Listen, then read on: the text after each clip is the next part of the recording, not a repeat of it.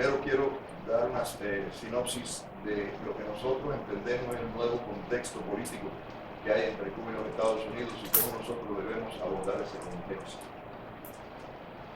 Hay personas que entienden que este contexto es para protestar al presidente de Estados Unidos, sus políticas, etcétera, etcétera. Y en esa dinámica olvidan que el culpable de todos los males de nosotros es el régimen de Cuba.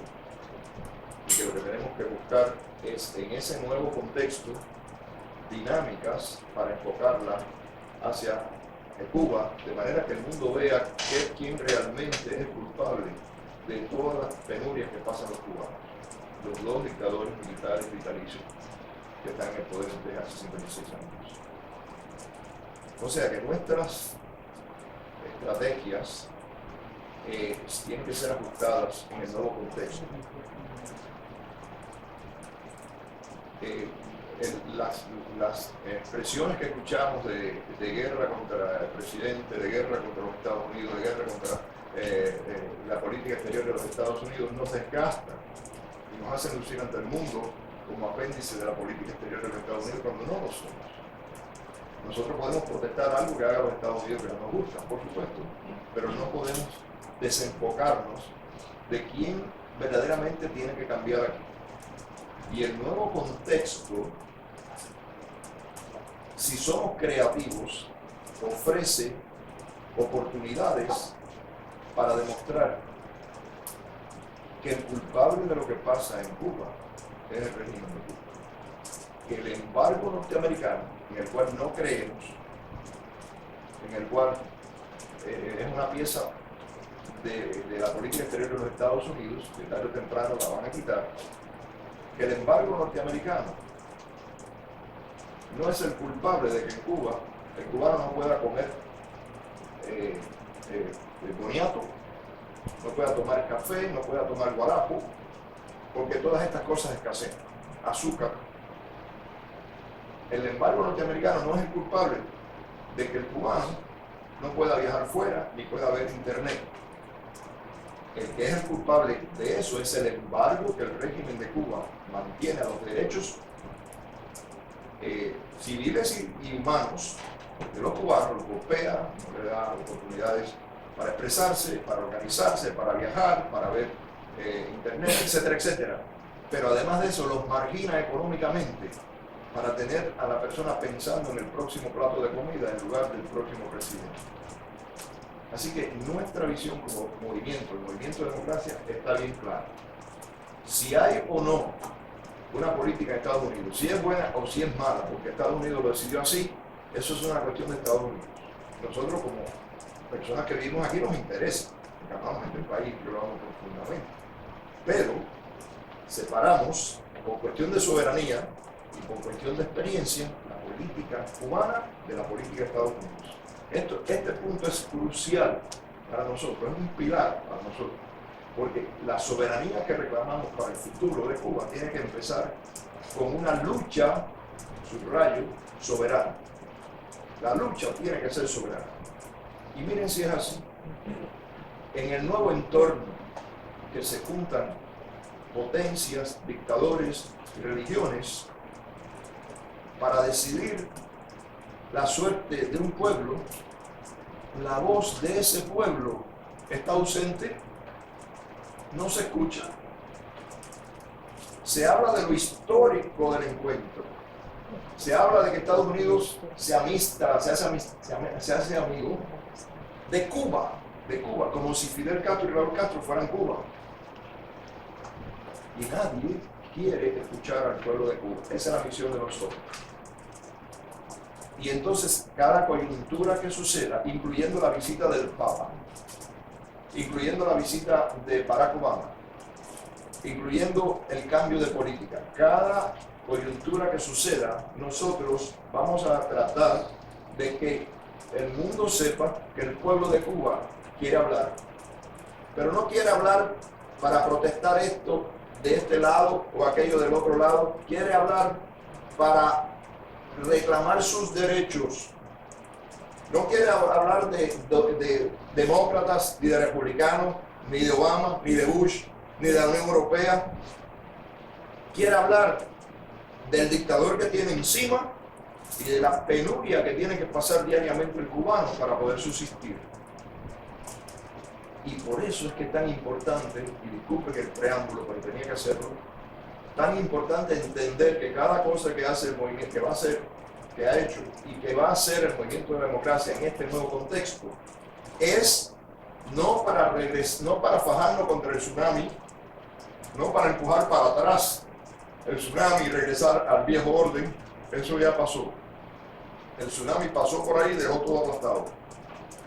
Es para utilizar las nuevas visiones o las nuevas oportunidades que se puedan presentar para adelantar nuestra lucha.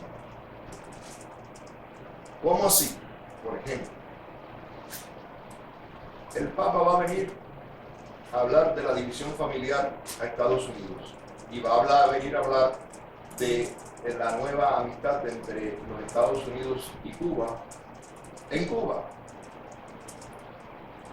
Nosotros tenemos que traer ante los ojos del mundo y por supuesto ante los ojos del Papa de una forma inequívoca la división familiar que el régimen ha causado al pueblo de Cuba.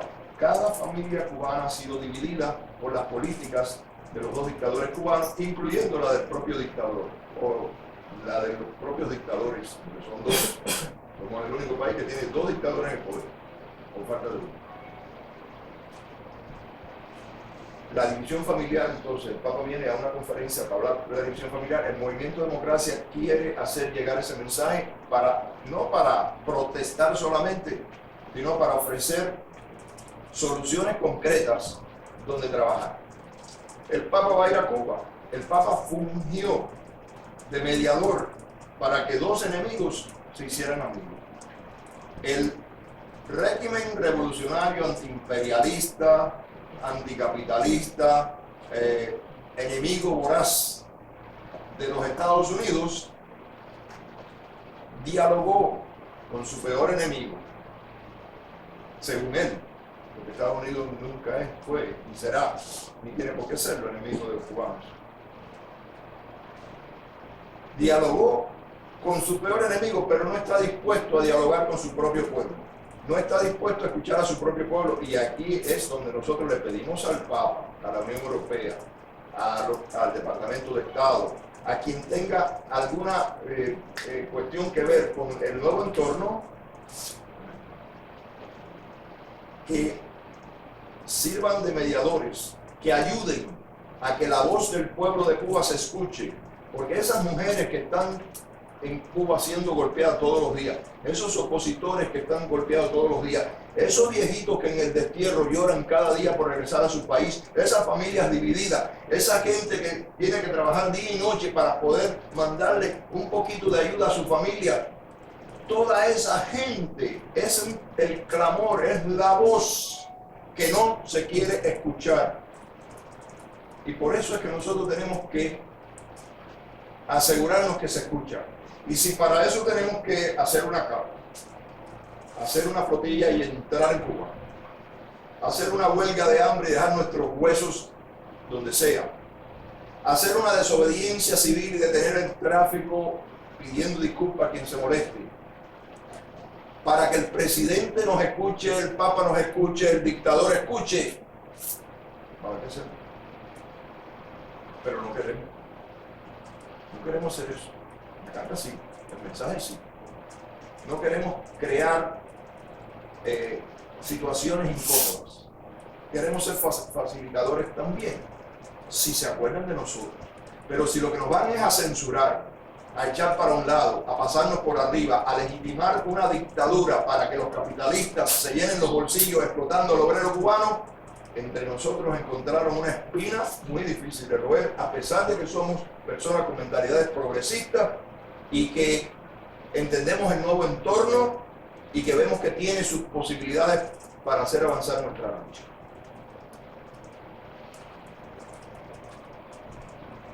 Yo voy a, esta fue la carta que le llegó, que recibió el Papa de nosotros.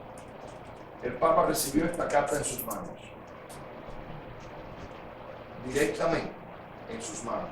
no fue enviada por correo, no la envió, no le llegó a vía diplomática, pero le llegó directamente a sus manos por la gestión de alguien que apreciamos mucho y cuyo nombre no podemos revelar, por lo menos todavía no podemos revelar, pero la tiene.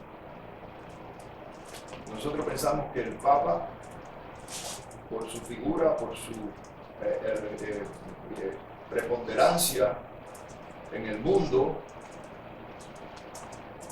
pues debe tener en cuenta que en todos esos diálogos, en todos esos encuentros, no está presente la voz de la sociedad civil cubana, que es la voz del pueblo de Cuba. No está presente. Y ese puntito, que parece insignificante, es por lo que tenemos que luchar los cubanos. Eso es soberanía. La voz del pueblo, del soberano, tiene que escucharse. No me vengas a decir, mira, aquí tienes una aspirina, porque tú lo que tienes es un dolor de cabeza. Porque a lo mejor lo que tengo es una uña enterrada y la aspirina no me sirve. Pregúntame. Yo quiero decirlo, además, no me tapes la boca, yo necesito decirlo. La carta tiene 6 páginas, es extensa, y le voy a explicar por qué. Tuvimos que explicar en la carta quiénes somos nosotros, porque ustedes nos conocen, una buena parte de la prensa internacional nos conoce, pero el Papa se preguntará de dónde salió esta gente. Es necesario hacer eso. Y tuve que aclarar otra situación que tiene que ver con mi persona. El régimen de Cuba ataca al movimiento de democracia a mi persona en una forma brutal. Las calamidades que dicen de nosotros son increíbles. Por ejemplo, aquí yo saqué este escrito que da la vuelta en todas las redes sociales del régimen hace tiempo, donde el régimen me culpa a mí de haber introducido la cepa del dengue hemorrágico en Cuba en 1981. Ahí está puesto, ella lo abrió, por eso. Me culpa de que yo tumbé un avión con 4 americanos dentro. Y yo ando por la calle, a mí ningún policía me ha venido a preguntar nada del avión, ni yo sé de qué avión se refiere. Etcétera, etcétera. Si James Bond fuera de verdad, sería un pariente lejano porque o sea, las cosas que el régimen me dice y nos achaca a nosotros, ni James Bond las hace. Pero ¿para qué lo hace? Para descalificarnos, para que no podamos entrar en Cuba, que es lo que nosotros reclamamos, entrar a nuestro país pacíficamente para caminar las calles de Cuba con un papel y un lápiz, preguntándole al cubano, ¿qué te gustaría que fuera Cuba? ¿Qué necesitas para oír la voz del pueblo de Cuba y trabajar para las aspiraciones del pueblo de Cuba? Entonces, como estas cosas se dicen de nosotros, si el Papa recibe una carta de nosotros y va a Google y ve todas estas barbaridades que dice el régimen de Cuba, va a decir, no quiero nada que ver con esto. Pero si se explica, el Papa lo entiende. Pero yo